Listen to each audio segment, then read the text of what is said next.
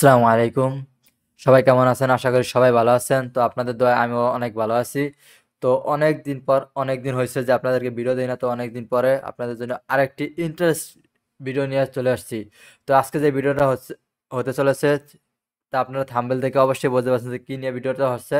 তো তারপর আমি বলে দিচ্ছি, আজকে দেখাবো আমরা ফটোটা কিভাবে সোজা করতে হয়। যখন আমাদেরকে কোনো কাস্টমার একটা ছবি দেয়, যেমন আপনি আমার মোবাইলে দেখতে পাচ্ছেন, তারপর আমি একটু দেখাই আপনাদেরকে, যদি কিছু ছবি দেখাই। যেমন এখানে এই যে এই ছবিগুলো দেখতে পাচ্ছেন। তো এই যে যেমন একটা ছবি আমাকে এটা দিছে, ধরেন একটা কাস্টমার এই ছবিটা দিছে। এই ছবিটা যদি আমরা জেডি প্রিন্টে ঢুকাই, কোনোভাবে এটা একুরেটলি আমরা ডিজাইন করতে পারবো না, কারণ এই সোজা ধরলে এই সোজা কিন্তু আমাদের দাগ যাবে, তখন এটা হবে না। যদি দেখাই আমি যেটা সোজা করে রাখছি একটা, এখন যদি এটা দেখাই আপনাদেরকে, এই যে এই ছবিটা আমরা ক্লিয়ারলি করে রাখছি, এটা আমরা সুন্দর করে ডিজাইনটা করতে পারবো। তো এই কাজটা আমার জানা মতো 90% ডিজাইনারই এটা জানে না। তো এখন আপনাদের একটা প্রশ্ন হতে পারে যে তাহলে এত ডিজাইনাররা কিভাবে ডিজাইন করে? তো এটা তারা কিভাবে করে? তারা সম্ভবত অনেকে কি করে, মোবাইলে থার্ড পার্টি অ্যাপস নামায় ডিজাইনগুলো করে, অথবা অনেকে এক এক ধরনের করে। কম্পিউটার মনে করেন থার্ড পার্টি এমন ওয়েবসাইট আছে, এক এক ধরনের কিছু আছে। এবং ফটোশপে কাজ করে এরকম খুবই কম আছে, কারণ ফটোশপটা এটা একটা প্রফেশনাল কাজ করার জন্য এই ফটোশপটা ইউজ করা হয়। কিন্তু এটা যদি আমরা জেডিপিটা পাশাপাশি ইউজ করি, তাহলে আমাদের ডিজাইনের জন্য অনেক হেল্পফুল হবে। মনে করেন অল্প সময় আমরা খুব অনেক ডিজাইন করে ফেলতে পারবো, কারণ ডিজাইনটা যদি একুরেটলি থাকে ফটোটা, তাহলে আমাদের ডিজাইন করতে খুব সুবিধা হয় এবং খুব হেল্পফুল।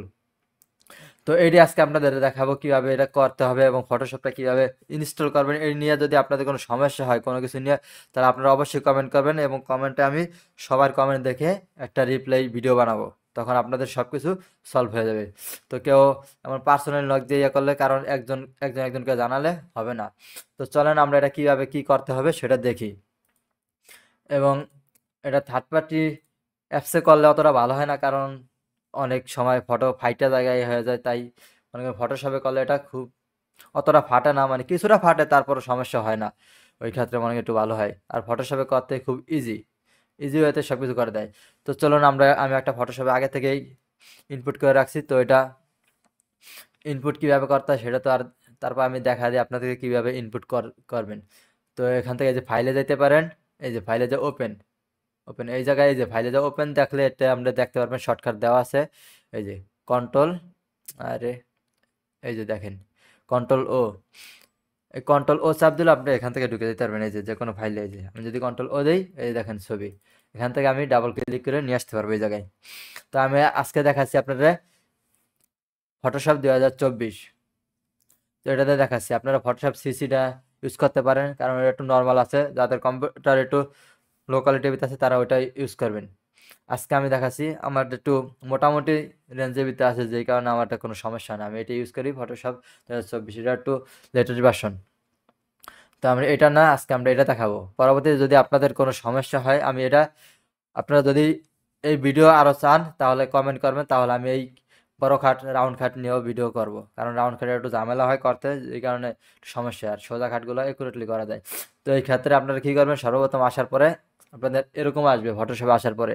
তো আপনার ছবি ইনপুট করবেন এই জায়গা থেকে, ছবি ইনপুট করার পরে তারপরে কী করবেন, এই যে এখানে সর্বপ্রথম আপনাদের কিন্তু এরকম থাকবে না, এই যে এরকম থাকবে, ক্রপ টুল থাকবে, বুঝলেন? তারপরে এই জায়গায় এসে কী করবেন আপনারা, এই জায়গায় মাউস দিয়ে একটা রাইট ক্লিক দিবেন। রাইট ক্লিক দিলে দেখবেন আপনাদের এই টুলগুলো আরও বের হবে, আরও 4টা টুল বের হয়ে আসবে। তারপরে আপনারা এই জায়গাতে 2 নাম্বারটা সিলেক্ট করবেন। 2 নাম্বারটা সিলেক্ট করবেন, দেখবে আপনার মাউসে একটা প্লাস চিহ্ন শো করবে, এরকম বক্সের মধ্যে প্লাস চিহ্ন শো করবে। এখন আমরা এটা দেখ কী করবো, আমরা এই খাটের ছবিটারে যে আমাদের একটু জুম করে নিতে পারি। জুম করার জন্য আমরা কিবোর্ড থেকে অল্টার চাপ দিয়া মাউসের কার্সার বাটনটা ঘুরাইবেন, তাহলে দেখবেন জুম হবে। এই যে জুম হবে, জুম আউট হবে, এরকম অল্টার চাপ দিয়ে নিতে হবে। তারপর আমরা এই জায়গায় একটা ক্লিক করব, তারপর আমরা আরও দূরে যাব ওইদিকে। এটারে আমরা শিফট যে স্পেস বাটনটা আছে ওটা চাপ দিয়ে আপনার এটারে লাড়াতে পারেন, অথবা এই জায়গায় এই যে হাত আছে দেখেন, হাতের মাধ্যমে লাড়াতে পারেন। আমি আমি কিবোর্ড দিয়ে করি, দেখি স্পেস বাটনটা চাপ দেয়া এদিকে যে কোনো জায়গায় এটার মাউস দিয়ে কি একটা একটা করে সরাইতে পারবেন। তো আমরা আবার এই জায়গাটা ক্লিক করি, তারপর আমরা একটু উপরে যাই, এই যে এই জায়গাটা ক্লিক করি, আমাদের 3 কোণা শেষ, আর 1 কোণা দিলেই হয়ে যাবে। তো এটা আমরা একটু জুমটা আউট করে নেই, তারপর আমরা এই জায়গাটা দিব, আচ্ছা, এবার যদি আমি ইন্টার ক্লিক দিই, ইন্টার কি দিতে পারেন, অথবা এই যে এই জায়গায় টিক মারে দেওয়া আছে, এই জায়গায় টিক মারে দিলেও হয়ে যাবে এটা। দেখেন এবার আমরা জুম আউট করি, দেখেন ফটোটা কি সুন্দর একুরেটলি সোজা গেছে। এখন এটারে আমরা জেডিবিনে ঢুকালে খুব ইজিলি ওয়েতে মনে করেন ডিজাইনটা করতে পারবো। তো আজকে ভিডিওটা কিন্তু অনেক লং হচ্ছে, যাদের ধৈর্য আছে তারা অবশ্যই ধৈর্য ধরে ভিডিওটা দেখবেন, আর যাদের ধৈর্য নেই তারা প্রথম থেকেই এখান থেকেই মনে করেন আপনি ভিডিওটা স্কিপ করে চলে যেতে পারেন। আর যাদের ধৈর্য আছে তারা অবশ্যই ধৈর্য ধরে দেখবেন, আমি আশা করি একটু হলেও কিছুটা শিখতে পারবেন আমার ভিডিও থেকে। আর যদি আপনারা একটু 1% যদি উপকৃত হন আমার ভিডিওর মাধ্যমে, তাহলে অবশ্যই আমার সাবস্ক্রাইব করে এবং আমার পাশে থাকবেন। আশা করি তাহলে আপনাদেরকে আমি নতুন নতুন আরও ভালো কিছু জিনিস উপহার দিতে পারবো অবশ্যই।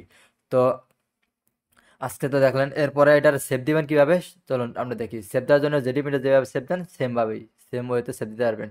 এই যে দেখেন, খালি জেডিপিটার মতো এই জায়গায় আইকনটা নেই, শুধু এই জায়গায় মানে ফাইলে যাবেন, ফাইলে যাই যে সেভ এবং সেভ আস দুইটাই আছে। আপনারা অথবা কিবোর্ড থেকে কন্ট্রোল কন্ট্রোল এস চাপ দিতে পারেন, তাহলে দেখবেন এই যে সেভেরই আসবে। তারপর এটারে তারপর ওকে দিলেই এই সেভ হয়ে গেল আমার ওই ফাইলের ভিতরে, যেই ফাইলের থেকে এটা আনছেন ওই ফাইলের ভিতরে এটা সেভ হয়ে যাবে। দেখা তারপর ওখান থেকে আপনি জেডিপিটা নিয়ে কাজ করবেন। আশা করি এই পর্যন্ত বুঝতে পারছেন। তো পরবর্তী ভিডিওর জন্য কি ভিডিও চান সেটার জন্য কমেন্ট করবেন এবং ওই ভিডিওর জন্য অপেক্ষা করবেন।